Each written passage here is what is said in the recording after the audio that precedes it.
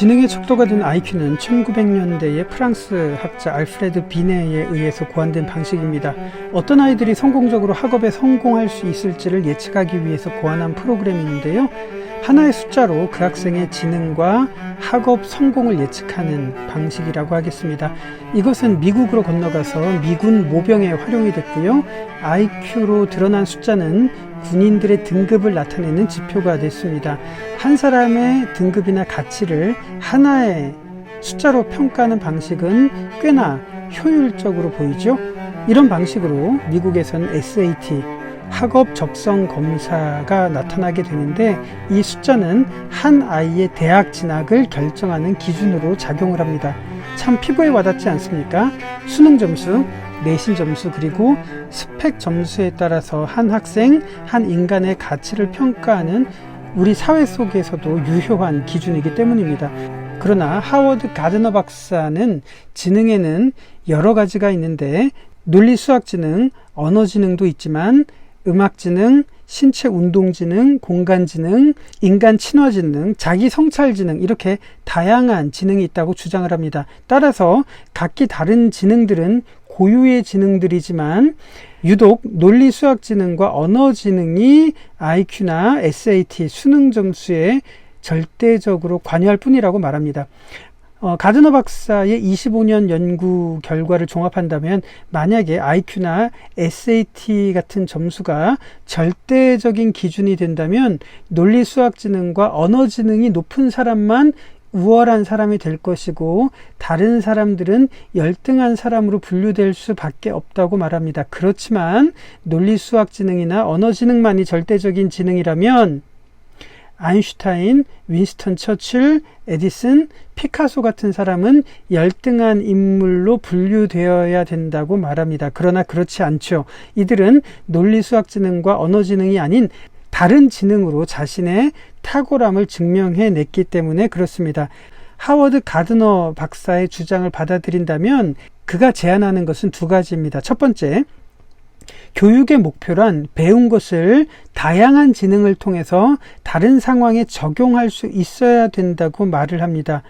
지능이 논리 수학 지능과 언어 지능의 두 가지 지능만 있는 것이 아니라 다양한 지능이 있다고 인정할 경우 배움의 내용을 이해하는 방식도 다중지능을 통해서 이해해야 되고 다중지능으로 표현할 수 있어야 된다는 것이 가드너 박사의 주장입니다. 자, 이 말은 곧 논리 수학 지능, 언어 지능으로 교육을 받는 데 있어서 서투른 아이들이라고 할지라도 다른 지능을 통해서 그 내용을 습득할 수 있어야 된다는 것이고, 그리고 다른 지능으로 그것을 표현할 수 있어야 된다고 제안을 하는 것입니다. 그 제안을 받아들인다면 정말 부러울 만큼 많은 가능성이 열리는 교육 철학으로 작용을 할 겁니다. 이런 사례는 외국에서 참 많습니다. 난독증에 걸렸던 아이가 공간 지능과 인간 친화 지능을 통해서 탁월함을 증명한 사례라든지, 아니면 음악이나 신체 운동 지능을 통해서 천재성을 입증했던 경우는 꽤 많이 등장하기 때문에 그렇습니다.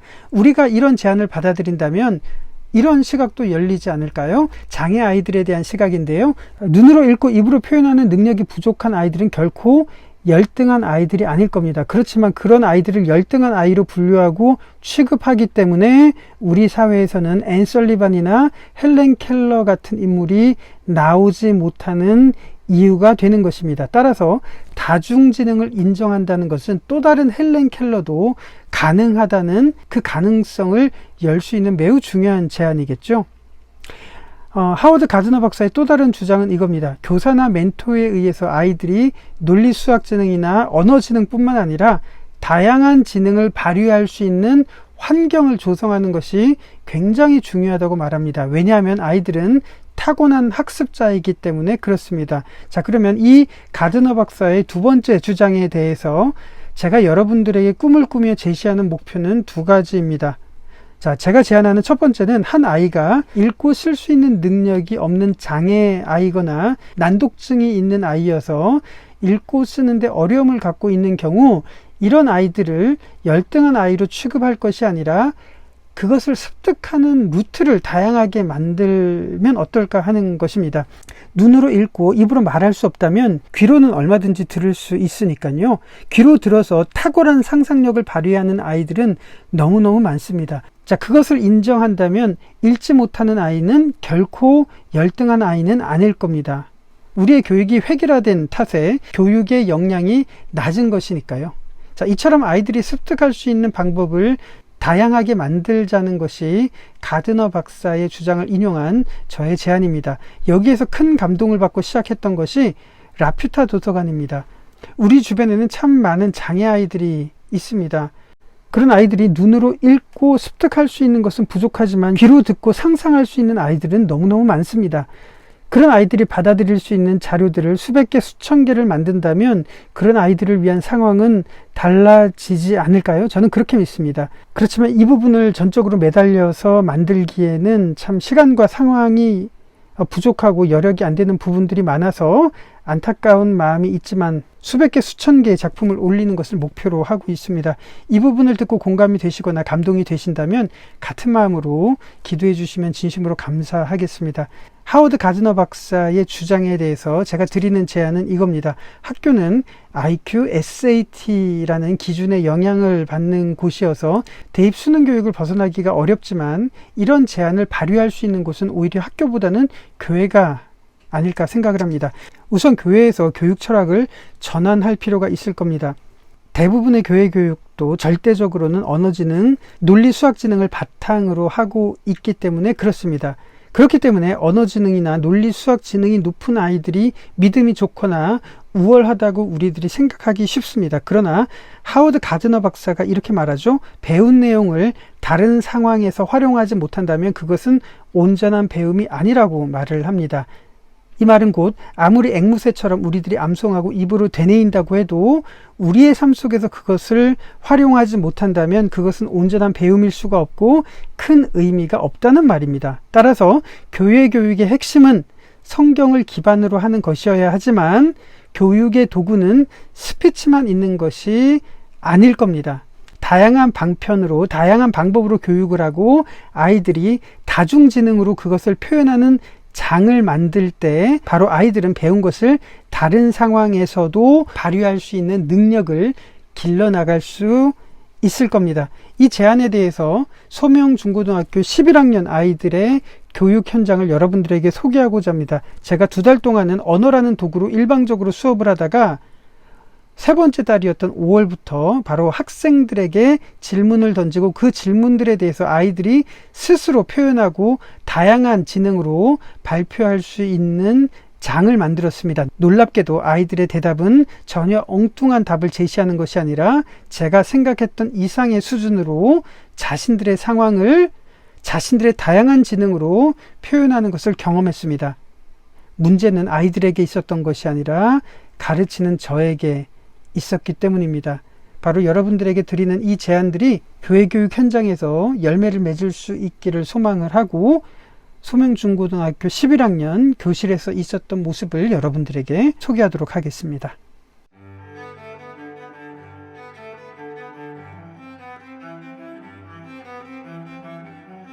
태견이가 늘 사회 기술이나 이런 거 못마땅한데 태견이 생각하는 데는 제일 그래서 여러분이 생각해봤으면 좋겠어요.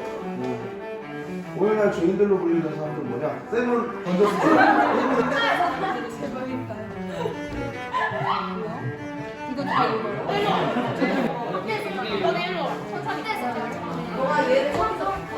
나를 따르면 아주 좋은 것들이 있을 거니까 따라와.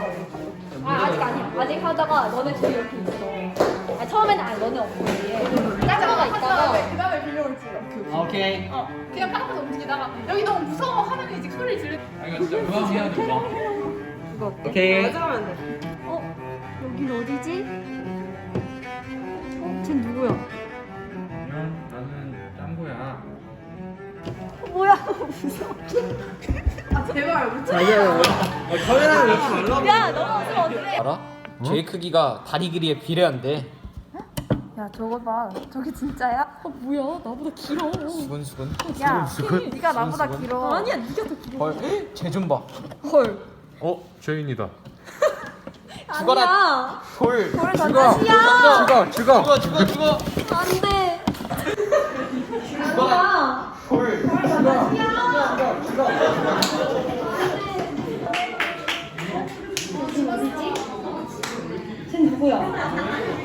안녕, 짱구야. 한국이란다. 한번 따라볼래?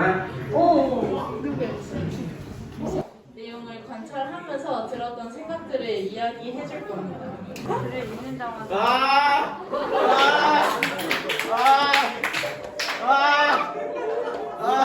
왜 더러운 귀신 늘 피해야겠다. 멈춰.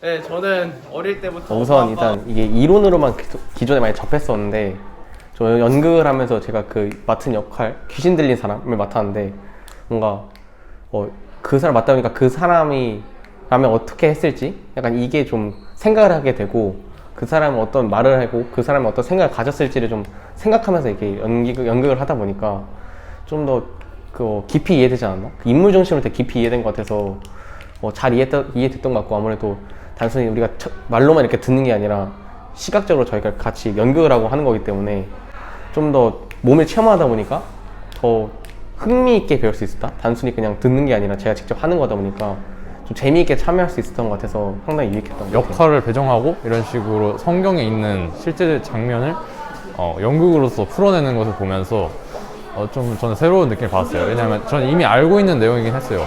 이미 알고 있는 내용이었지만 실제로 눈앞에서 펼쳐지는 거랑 글로써 읽는 거는 좀 문자적인 것이랑 시각적인 것은 좀 다르다고 생각을 해서 여러 가지를 좀 새로우면서 좀 더 잘 흡수가 된 느낌을 받았고 또 그리고 이제 친구들 이제 맨날 보던 친구들이 했다 보니까 좀 더 친근감도 느껴지면서 성경도 역시 친근하게 느껴지는 점도 있는 것 같아요. 근데 실제로 하는 친구들은 또 이게 약간 거부감이 있을 수 있는데 보는 입장에서는 정말 좋았다고 볼 수 있겠습니다. 여러 의견 또 다양하게 들을 수 있고 또 약간 신박하다? 그런 것도 그런 느낌도 많고 그냥 여러모로 그냥 되게 좋은 것 같아요. 사고를 유연하게 돌릴 수 있다? 그런 거.